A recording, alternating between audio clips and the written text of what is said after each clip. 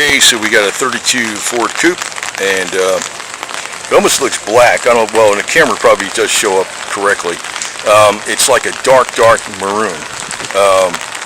Got some pinstripes down the side, but you know, nothing.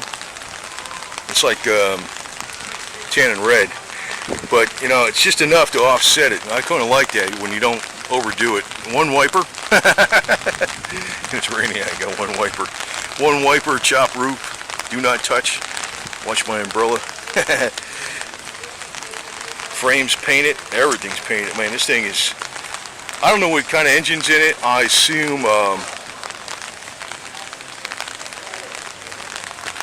might be aftermarket, I'm assuming, because of all the details that are on here. It's got disc brakes up front. It's lowered. I'm assuming it's not the stock motor. Suicide doors. It's got the door handle in the front.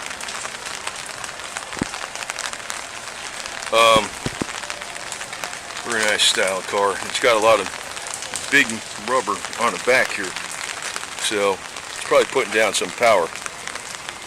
So sure is probably putting down some serious power. And I like the way the exhaust comes out right from the center, right below the license plate, right smack in the center.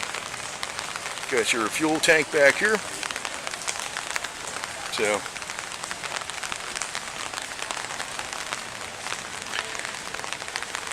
you know, it's amazing how, you know, even if you say, for instance, you painted this car, you know, hot rod, you know, semi-gloss, flat black, you know, flats color or something, or maybe one of the flats colors that wasn't black, maybe it was a copper color.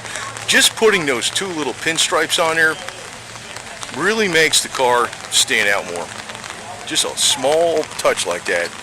It's crazy that some of the tiniest little things could actually make it, you know, a gem even more bright for the least cost too. I assume this is your car. No. Are you a car owner? No. Oh, okay. I'm not a car owner that I have here right now.